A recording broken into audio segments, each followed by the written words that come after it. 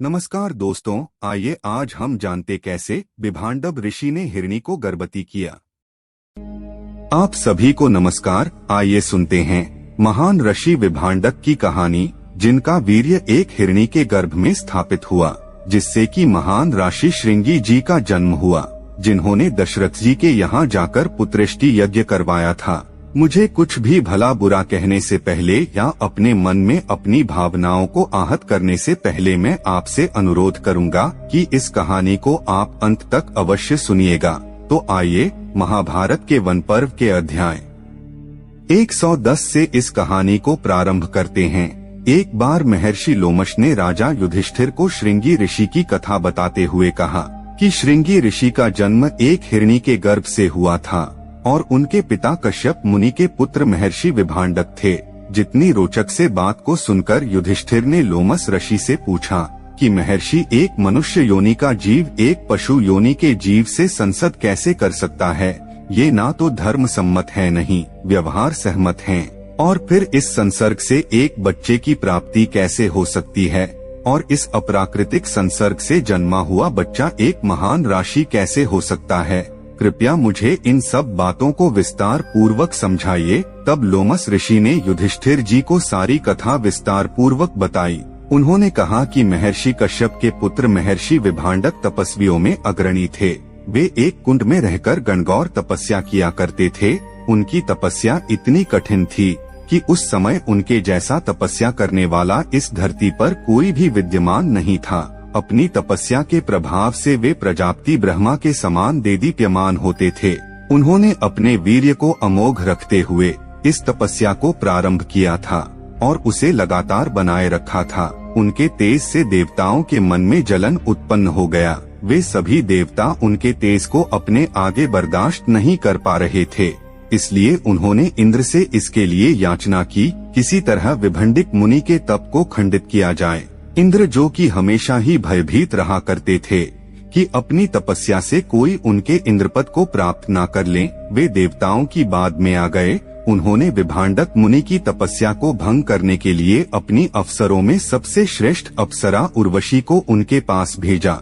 उर्वशी अपने पूरे सौंदर्य के साथ विभांडक मुनि की तपोस्थली पर जा पहुंची। वहां पर विभांडक मुनि कुंड में ध्यान लगाए तपस्या में लीन थे।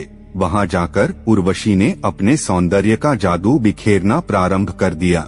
उसने बड़ी ही सुंदर सी संगीत की ध्वनि उत्पन्न की। साथ ही अगल बगल के वातावरण पर भी उसने माधुरी का ऐसा मोहक सम्मोहन डाल दिया, जिससे कि ऋषि का मन अपनी तपस्या से बाहर निकल आया।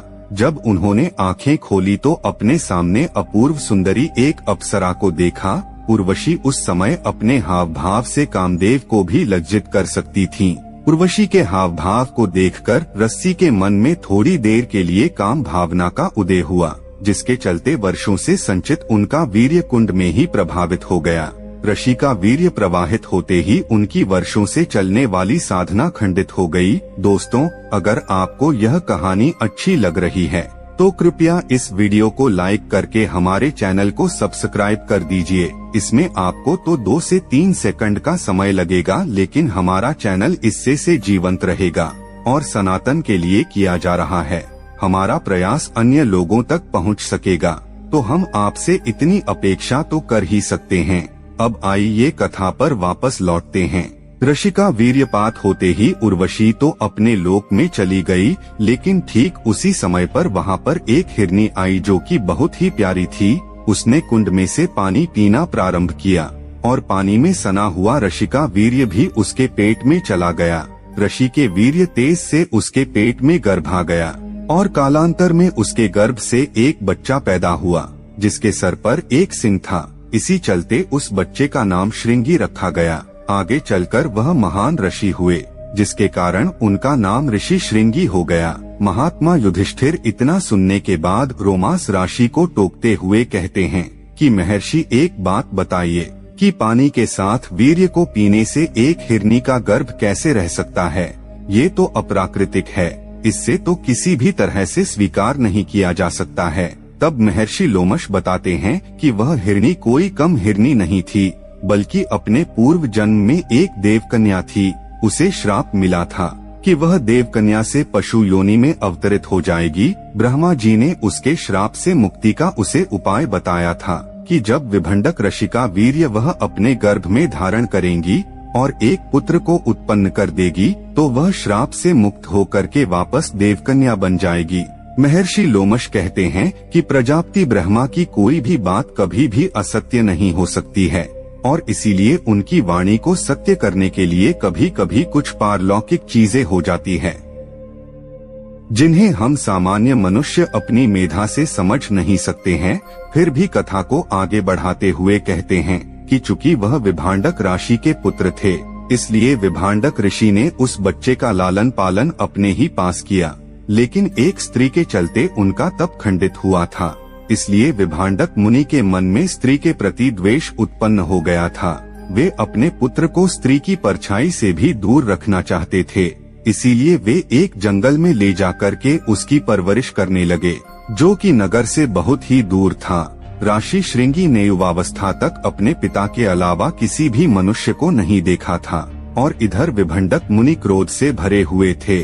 उनके विरोध के कारण उस नगर में, जो कि जंगल से सटा हुआ था, अकाल पड़ गया। वह नगर अंग देश कहलाता था और वहाँ के राजा थे राजा रोमपद। कहीं कहीं उन्हें लोफ्त भी कहा गया है, लेकिन अधिक जगह पर उनका नाम रोमपाद ही आता है। कभी कभी उन्हें चित्ररथ भी कहा जाता है। तो राजा रोमपाद के राज्य में अकाल पड़ गया और वह अकाल लंबा चलने लगा, क्योंकि विभांडक ऋषि का क्रोध शांत हो ही नहीं रहा था।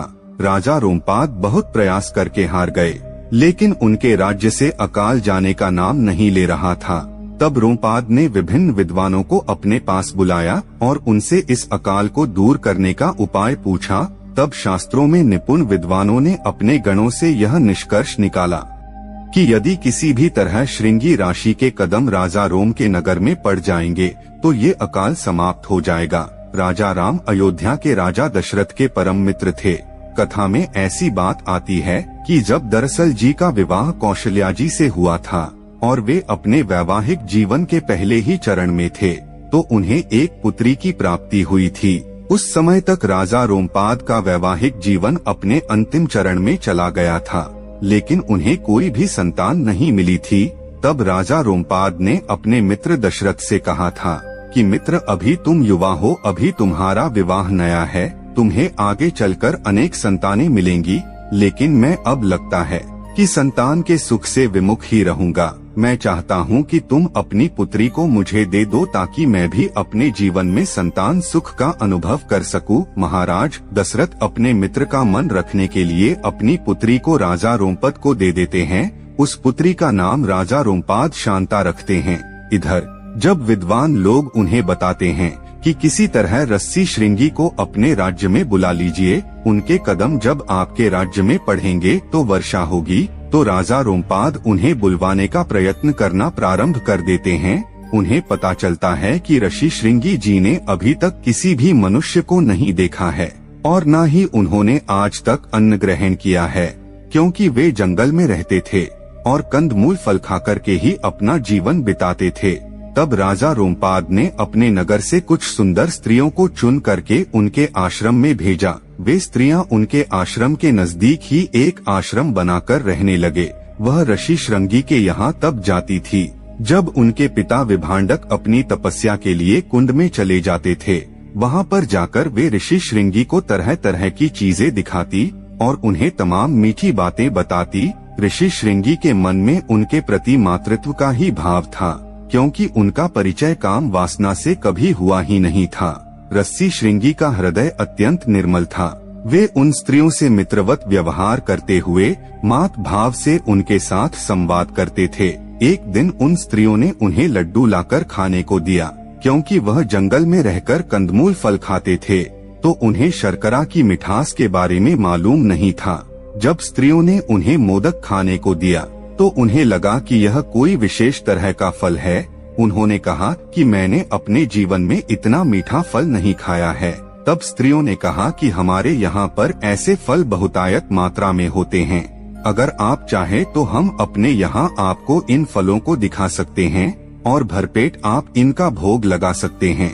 आप चाहे तो हमारे साथ हमारी जगह पर चलिए, तब ऋषि श्रृंगी अपने पिता को बिना बताए राजा रोमपाद के यहाँ जाने को तैयार हो गए। वे उन स्त्रियों के साथ राजा रोमपाद के नगर में पहुँच गए। जैसे ही ऋषि श्रृंगी का पहला कदम राजा रोमपाद के नगर में पड़ा, वैसे वहाँ पर बारिश प्रारंभ हो गई और राजा रोमपद के राज्य से अकाल की समाप्ति हो गई। लेकिन जानते थे कि यह एक छल है।